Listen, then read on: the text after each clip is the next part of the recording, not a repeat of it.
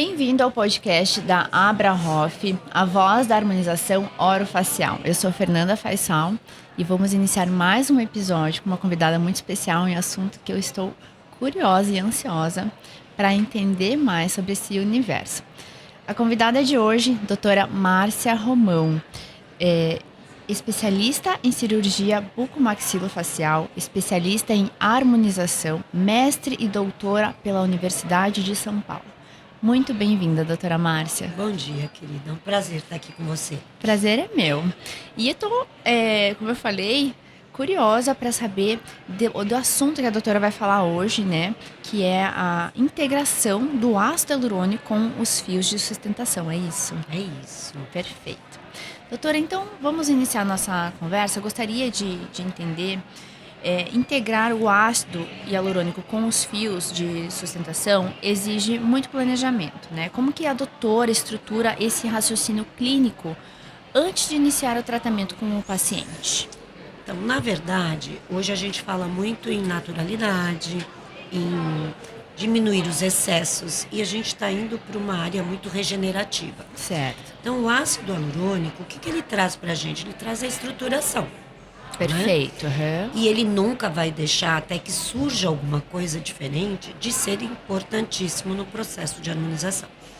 Mas hoje a gente tem uma preocupação com a pele também. Sim. Então você toda hora está surgindo também um tratamento de fora para dentro, não só de dentro para fora. Quando a gente associa fio e ácido, na verdade a gente não está sobrepondo um ao outro. Tá. A gente está ajudando um ao outro. Quando eu faço um bom planejamento, que eu percebo que aquele o paciente tem um nível de flacidez. Tá. Vamos pensar no fio. O fio, no fio de sustentação, primeiramente, sem pensar no fio de bioestímulo de colágeno apenas. Se eu tiver que levantar 3 centímetros de pele, eu vou jogar uma sobrecarga nesse fio, por mais que ele tenha tantos newtons de força, né? Que é aquela fragilidade que ele atinge aquela força, o fio quebra. Então tem 20 newtons, 30 newtons, mas não é isso, porque o rosto tem movimento, tem peso, a musculatura. Então eu preciso pensar o seguinte, eu tenho que sobrecarregar o mínimo possível. Sim. O meu fio. Eu tenho que deixar ele cumprir a função dele. Então, se eu uso o ácido para, de repente, fazer um alicerce, eu costumo brincar muito que você pode contratar um arquiteto maravilhoso e você não sondou bem o terreno, a estrutura da casa, né? Vai ruir. Você vai colocar coisas maravilhosas, produtos maravilhosos, mas nada disso não tem a base, né? Não tem a base, não tem o alicerce. Então, o que a gente pode criar é isso. É esse alicerce. Reestruturando, por exemplo, aquelas pessoas, geralmente, que têm muita flacidez inferior, que é muito comum mais nas mulheres mais velhas até do que nos homens. A gente trouxe isso para nós, né? Uma herança feminina. Mas se você reestruturar um pouquinho antes, como você me perguntou, que hora que usa você não vai finalizar o terço inferior, mas você começa com ácido, coloca o fio. Então você concorda? Eu fiz uma base aqui. Concordo. Eu vou levantar menos, eu vou usar com menos. Com certeza. E vou usar menos ácido. E o resultado vai ser melhor. E quando eu tracionar, eu vou ter usado menos ácido. Sim. E vou jogar menos força. Eu uso essa técnica há algum tempo. Quando eu comecei a trabalhar com os produtos da Alur, eu senti que eu tinha um fio com uma resistência bastante importante. E eu queria aproveitar isso de uma forma que me trouxesse resultados melhores e que as minhas pacientes ficassem mais felizes. Então, foi aí que eu gosto de ácido, mas sempre fui pela linha da naturalidade. E muitas vezes, esse borderline da naturalidade com ácido, às vezes você não consegue bons resultados, né? Por isso, associar. Foi aí que eu achei Entendi. que a associação Então e além de tudo, você está bioestimulando. Porque com ácido a gente praticamente não bioestimula. Não. Ele dá uma hidrata, né? Ele dá uma acordadinha no fibroblasto, faz um oi pro fibroblasto, mas não é. Ele é um volumizador. Isso. Né? E já tem diferente. Com fio a gente tem um reposicionamento das estruturas, quando a gente fala em fios de tração. E bioestímulo de colágeno.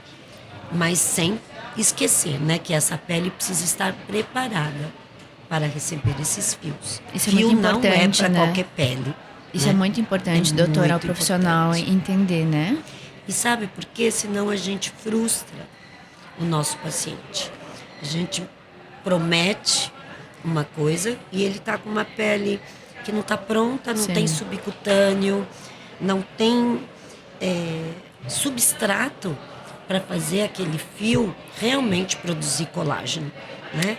E aí o que a gente produz é uma tração errada, uma inflamação que não vai levar a uma formação de colágeno. Então tudo isso é muito importante a gente associar. Perfeito. E qual é a sequência? Existe uma sequência ideal do fio com ácido? A doutora falou um pouquinho, né? Mas não, existe uma regra ou depende de cada paciente? Como que a doutora avalia isso? Depende de cada paciente. Perfeito. Como eu te falei, eu gosto quando eu tenho um paciente com terço inferior, é bastante comprometido, com perdas de coxins, com uma remodelação óssea, eu gosto muito de trabalhar antes ácido um pouquinho, fios de tração e finalizo com ácido. Então aquele refino no final de novo com ácido.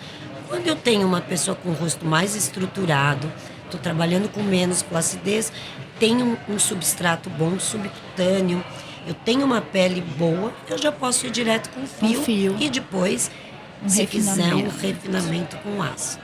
Eu acho que cada caso é um caso. Perfeito. Né? Isso é muito importante a doutora falar, porque às vezes tanto o profissional quanto o paciente. O profissional às vezes vê um vídeo, né? Então a doutora deu uma palestra lá e seguiu essa sequência. Não necessariamente os outros pacientes têm que seguir essa sequência. Eu acho que você está se referindo a uma coisa que toda vez que eu trabalho numa empresa, eu sei que tem que ter, para que as pessoas não saiam também fazendo a olho. Tudo. Mas eu sou muito contra protocolos.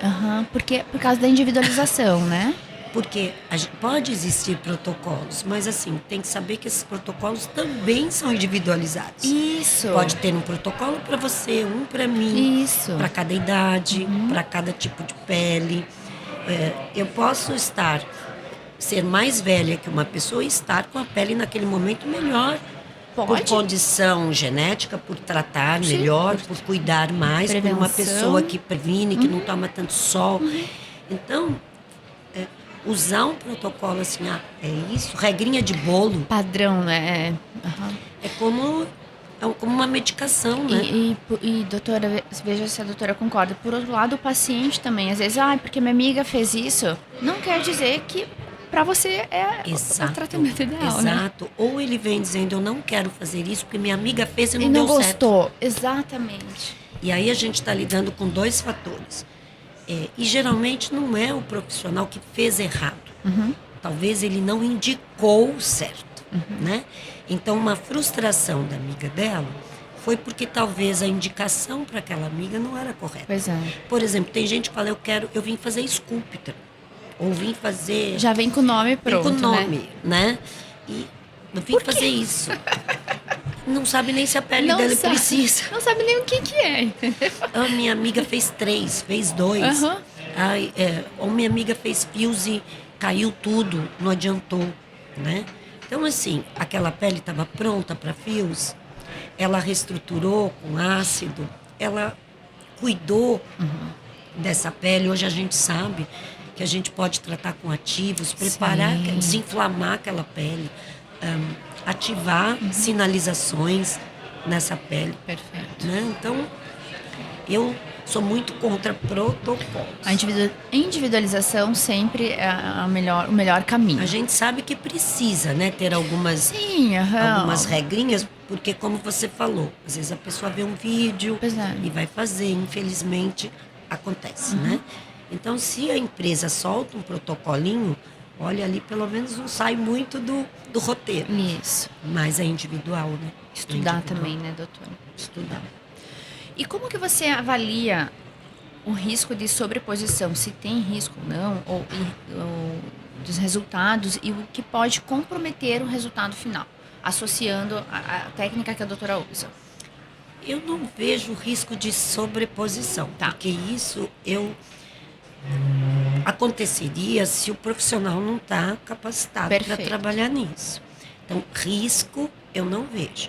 Porque quando você sabe a área que você vai colocar o ácido e a área que você vai colocar o fio, tentar trabalhar isso em planos diferentes. Certo. Por exemplo, quando a gente trabalha com fio de tração, eu gosto mais de estar muito perto do SMAS. Perfeita.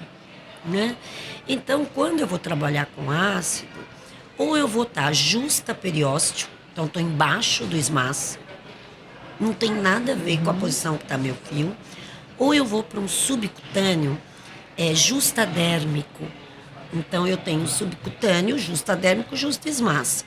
Então, eu estou num plano aqui ou no plano abaixo. Então, eles praticamente não se tocam. Tá. Apesar que a gente sabe que a pele não é uma camadinha tudo certinho. Mas se você sabe trabalhar no plano, então, eu quis fazer aqui um suporte justa ósseo. Tá. Estou trabalhando com ácido de uma reticulação mais pesada e tal. Coloquei os fios. Estou no plano do SMAS. Agora eu vou finalizar um refinamento, estou na derme. Quer dizer, estou em planos diferentes. Tá. Se o profissional sabe trabalhar e planejou ali na frente, antes de começar, eu acho que sobreposição não acontece. Perfeito. Não acontece. E existem perfis de pacientes que contraindicam essa combinação. Como que a doutora identifica na hora da consulta? O que eu vejo que é muito importante é a densidade dérmica. Tá. Apesar de a gente usar os fios de tração, estamos falando mais de tração, né? Sim. Que fios de bioestímulo, eles são tranquilos. Você pode pôr em qualquer pele, ou associando com ativos, tal, mas qualquer pele pode receber. Por exemplo, eu preciso, apesar de eu colocar ele justa SMAS, eu preciso ter esse substrato do subcutâneo. Eu preciso ter um meio para que ele atue. Eu tenho células progenitoras ali, eu tenho um monte de coisa que eu preciso para que tudo isso dê certo. Então, sabe aquelas peles fininhas, craqueladas, que tem aquela pitosezinha, a pessoa vem, quero pôr fio, não é pele para fio. E olha a importância de você poder falar não, né? Não é pele para fio. O que a gente pode fazer? Preparar essa paciente. Bioestimular, ativos, microagulhamento. E não vai ser com um bioestimulador que você vai pegar uma senhorinha que nunca fez nada e que veio com a pelezinha craquelada, ressecada, sem subcutâneo. Sabe aquela pele fininha? Sei. E aí você vende para ela, 10 fios de cada lado, a senhora vai, né? Já se fez muito isso, né? E aí você frustra e aquele seu paciente não volta. Não vai gostar do resultado, porque não vai dar. E como você falou, do mesmo jeito que ele fala, minha amiga fez e gostou, ele vai falar, eu fiz e não gostei, né? Então, isso prejudica o produto, porque o produto é bom. É bom. O produto é bom, mas tem que saber usá-lo. Indicá-lo quando sim ou quando não. Exato, né? Exato. E eu falo, você teve com o Dr. Alexandre, ele fala muito sobre essa história de como nós brasileiros começamos a amarrar fio, dar nó em fio, fazer nosso rosto realmente uma mochila, né? E que não tem necessidade disso, né? O fio não tem essa função. Quando você coloca já com a pele reposicionada, ele atua sem repuxar, sem inflamar, sem trauma. Deixa só o produto funcionar. É isso que a gente precisa entender. Deixa ele fazer a parte dele. A gente faz a nossa e ele faz a dele. Perfeito. Aqui eu acho que a gente inventa um pouquinho. É verdade. Inventa um pouquinho. E o que essa integração entrega que nenhum dos dois procedimentos alcançaria de forma isolada? A gente já falou um pouquinho, mas se a doutora puder aprofundar. Sim, sim. Como a gente comentou, quando a gente fala de ácido, a gente fala de volumização, hidratação, né? Que traz aquele viço, aquele aspecto, reestrutura, que eu acho de extrema importância. Muito, né? muito. Porque a gente não tem só flacidez. Você sabe disso, a gente tem frouxidão muscular, a gente tem frouxidão dos ligamentos, a gente tem perda de elastina, perda de colágeno e remodelação óssea, né? Então, o ácido, ele vai fazer isso. Cada tratamento tem sua importância, o seu mecanismo de ação. Seu né? mecanismo. Agora, um fio, seja de PDO ou de outra coisa, o que ele vai fazer? Com o processo de reabsorção, essa inflamação controlada, moderada, ele vai fazer um estímulo de colágeno, elastina, que a gente não tem com ácido. Então, né? E ainda vai ficar faltando para algumas peles. Sim. Talvez a gente tenha que começar a tratar, então, de fora para dentro, com ativos, a gente sabe hoje que tem linhas maravilhosas para a gente ajudar que toda essa sinalização ocorra para que tudo funcione bem. Sim. O paciente tem que estar hidratado, tem que tomar água, né? Tudo ajuda. Várias variantes, né? E o fio vai dar esse bioestímulo. Então, eu acho, além da sustentação, eu gosto muito dessa associação. Eu quase não consigo ver uma coisa isolada. Totalmente. Tá. É como eu te falei, talvez uma pessoa precise mais do ácido e menos de fio, Sim. da tensão do fio, porque ela não tem tanta flacidez, mas ela tem algumas perdas, às vezes até congênitas, genéticas, né? Não é por idade. Então, eu acho que essa associação, ela praticamente deveria vir junto. Eu falo que se a gente pudesse fazer uma tecnologia antes do nosso paciente, depois passar para todo esse preparo de face, Perfeito. seria o ideal, né?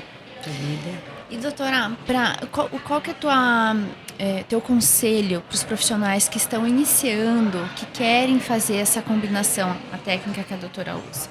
Eu acho que, primeiramente, é importante que a gente tenha o domínio das duas técnicas. Eu acho que quem começa a trabalhar com fio tem que ter muito domínio com ácido. Tá. Já sabe plano, já sabe passar. Eu acho que tem que ser isso. Estudar, né? Para entender essa pele que ele vai receber, para poder fazer um diagnóstico. Porque eu acho, em todas as áreas, eu sou cirurgiã bucomaxilo, sou professora universitária de cirurgia da face, né? Cirurgia oral. E eu falo sempre para o aluno, a técnica, se você aprende direitinho, é uma cópia. Tá. O diagnóstico é o mais difícil, né? A gente vê isso muito na área médica. Sim, nas fulano áreas da morreu saúde. porque não descobriram a tempo que ela... Então, erro de diagnóstico.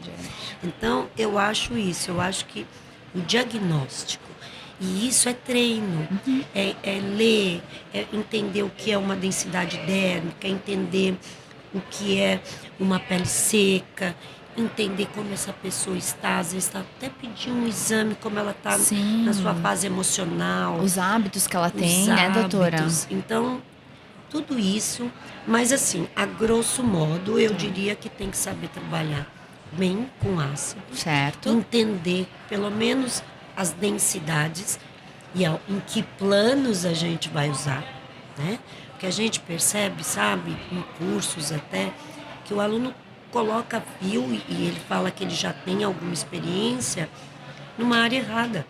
Olha só. Superficializa demais. Então, assim, não é o que a gente espera do fio, né? O fio tem que estar no lugar certinho. Porque tudo, como eu te falei, você tem que fazer sua parte para ele fazer a dele. Se você faz a sua parte errada, pois é, ele também. Porque a doutora falou, o produto é bom, né? É isso. A gente tem tudo na mão. É só saber usar direitinho. Eu acho que treinar diagnóstico.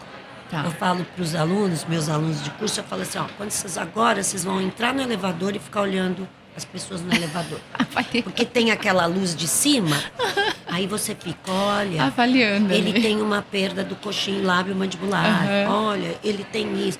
Vão treinando. Isso, o olhar, né? Olha o olhar, treina o olhar. Olha pro irmão, olha pra mãe, olha pro marido. Vai olhando e vai observando. Eu acho que isso é um treino. É um treino. Tem que praticar, tem que treinar. Tem exatamente. que treinar e se olhar. aperfeiçoar, estudar. Acho que sempre tá estudando, né, doutora? Porque você vê, a gente tem tantas esses modelos, né, assim, para tracionar mais, para tracionar menos, para manter. Então, quando a gente sabe usar tudo isso... Cada um tem o seu... E toda a potência de um ácido e qual ácido escolher, como você comentou, na sobreposição de resultados. Por exemplo, eu tenho que trabalhar com ácido mais viscoelástico, com uma reologia nesse sentido, e eu vou para um mais elástico, um mais denso. Quer dizer, eu errei. Sim. Você tinha uma pele para eu trabalhar um produto e eu estou usando outro. Aí o produto é ruim? Não. Né? Foi a tua escolha por erro de diagnóstico. A gente volta sempre no diagnóstico. Porque você não percebeu, eu preciso volumizar. E ela quer um pouquinho mais de volume, mas não percebeu que a sua pele era muito fina, que vai marcar. Sim. Entendeu? Então, são detalhes que fazem a diferença. E é um processo, né, doutora? Às vezes o profissional já quer começar já fazendo... E existe esse processo, respeitar esse processo, né? Existe. Eu vejo isso, eu vejo que os jovens hoje, assim, essa ansiedade e essa coisa das mídias... A comparação, né? Comparar e já tá fazendo e tal. E a gente sabe que não é assim, né? Que as redes sociais também tem muita coisa que não é verdadeira. E o jovem tem isso. E ele, eu quero fazer. Eu vi no YouTube, né? Então, a gente entende, faz parte, né, desse entusiasmo. Mas o conselho que eu digo, assim, é uma curva de aprendizado. É uma curva. Tudo é uma curva.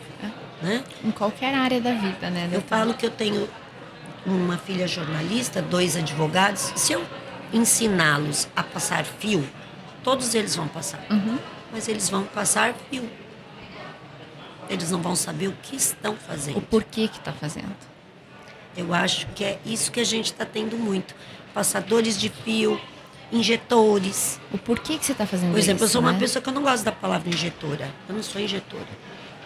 Eu sou uma profissional que trabalha e sabe aonde colocar. Eu não sou injetora. Injetora. Exato. Injetor.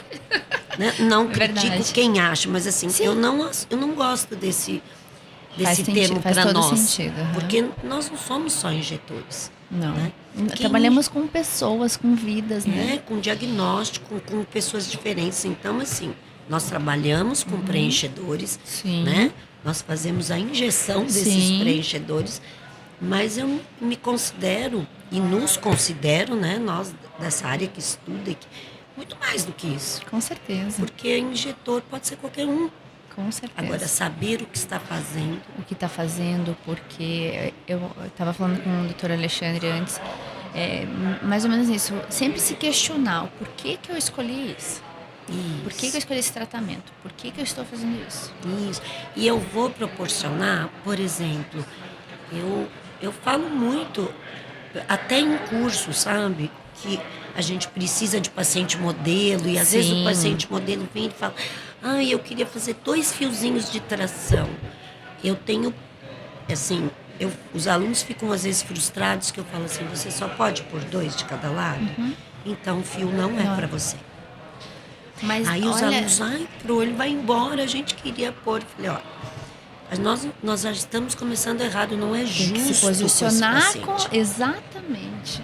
Porque 2 de cada lado. Não.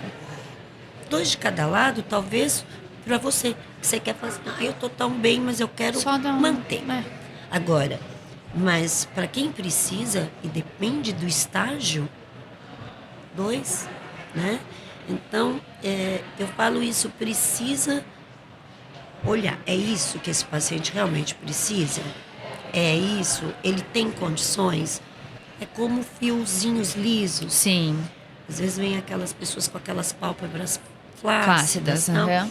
E aí, 5 de cada lado. Sabe como eu falo na minha clínica? Como? Você vai ter condições de voltar aqui daqui 2 meses, mais ou menos, se colocar mais 5 de cada lado e a gente pôr ativos.